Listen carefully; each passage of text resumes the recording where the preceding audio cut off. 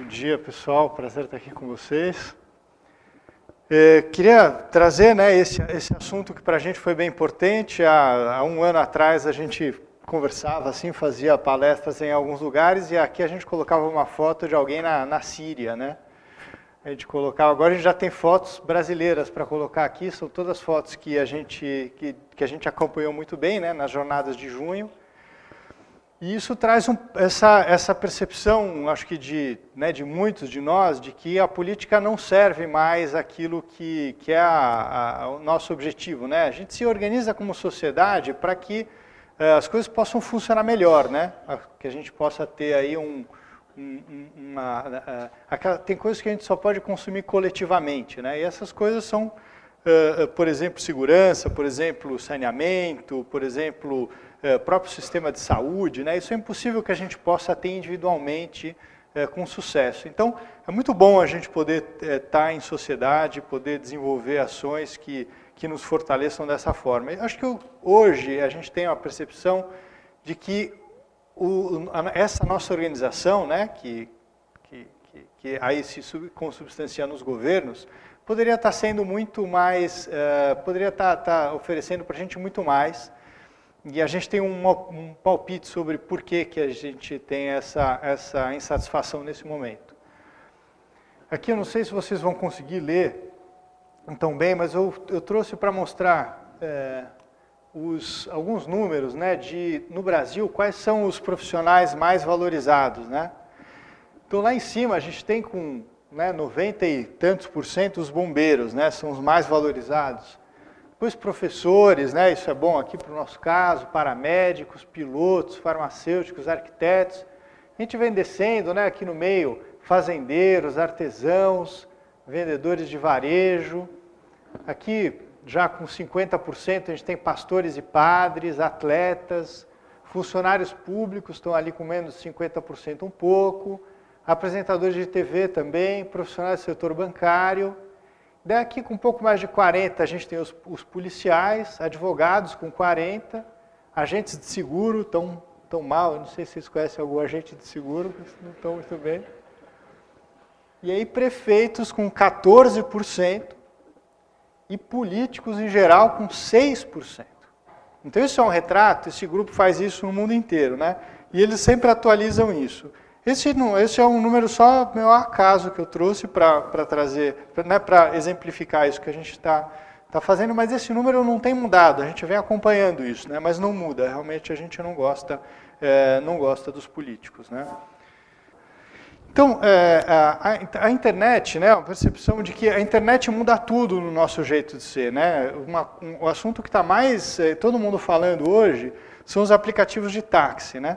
Ou então esse Waze que a gente, né, enfim, aperta lá em Perdizes e ele traz a gente aqui na UFABC, dizendo exatamente a hora que a gente vai chegar, a gente chega na hora perfeita e ainda assim ajudando os outros, se tiver qualquer coisa, a gente ainda ajuda os outros fazendo isso. Quer dizer, isso mudou totalmente a forma como a gente dirige, mudou a forma como a gente pega táxi, mudou a forma como a gente compra presente, como a gente consome música, como a gente consome notícia. E o quanto isso poderia mudar a política, né? Então, a nossa aposta é muito nesse sentido. Então, a gente acredita muito que essa mudança ela vai acontecer, ela tem condição de acontecer melhor do que em qualquer outro lugar no Brasil, porque a gente acredita que o Brasil ele junta o melhor das duas pré-condições fundamentais para que isso possa acontecer dessa forma. Em primeiro lugar, a gente tem muita questão para resolver, a gente tem muito problema no Brasil, né? Então, se você for para a Dinamarca, por exemplo, a gente estava conversando com uma amiga hoje de manhã e que estava dizendo que estava fazendo um trabalho de dados abertos para sistemas de transporte com uma outra pessoa que era, acho que da Suíça, da Bélgica e tal. Daí, eles começaram a baixar os dados, né? Dados públicos sobre transporte. E daí, eles tinham acesso a tudo. Lá na Bélgica eles tinham todos os dados. Eu não sei se era a Bélgica exatamente. E aqui no Brasil a gente não tinha esses dados.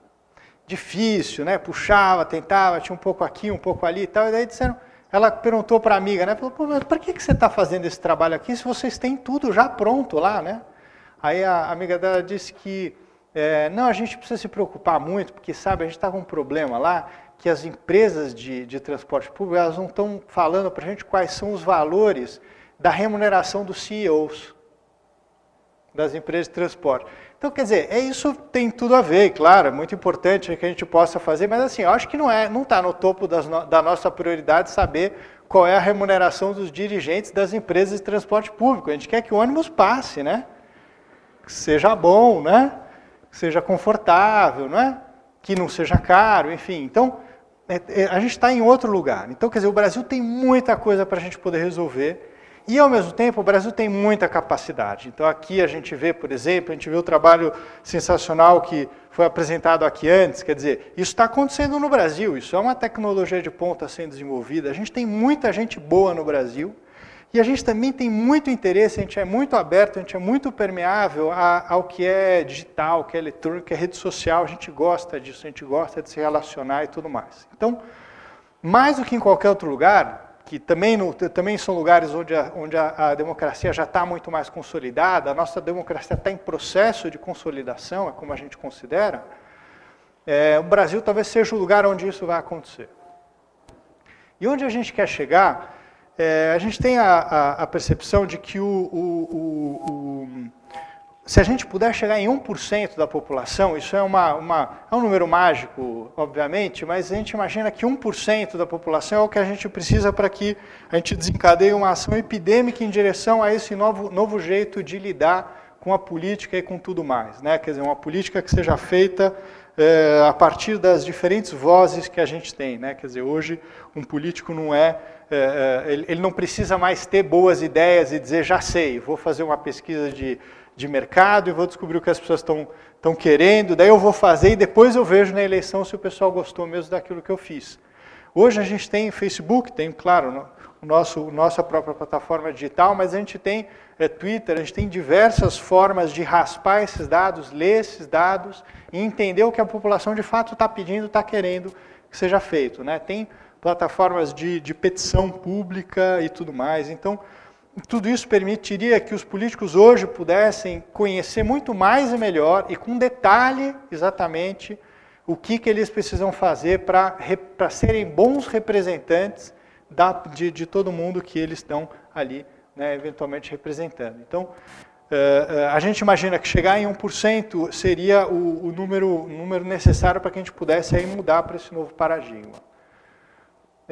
E a gente começou esse trabalho desenvolvendo o vocabulário da participação social para a América Latina. Então, a partir dessa ontologia, é possível que todo mundo que trabalha com participação social possa fazer uma leitura dos seus dados de uma forma semelhante. Assim a gente possa, né, como a gente diz aqui, não só vincular, associar a base de dados, quer dizer, se eu tenho um site que trabalha com participação social e vocês aqui podem ter muitas outras iniciativas, a gente vai poder somar essas bases de dados e poder fazer uma leitura agregada de todos esses resultados, né? Porque não importa o que tem na minha iniciativa, né? A minha iniciativa ela é privada, né? Ela é minha, né? Além de que ela tenha um interesse público, ela é só minha, né? O que importa na participação social é o que é nosso. Então, se todas as nossas bases podem ser somadas, aí sim a gente começa a falar mais do nós mesmo, né? E modelar conhecimento a partir dessa inteligência coletiva, e aí no futuro poder fazer visualizações desses dados e poder fazer mashups desses dados.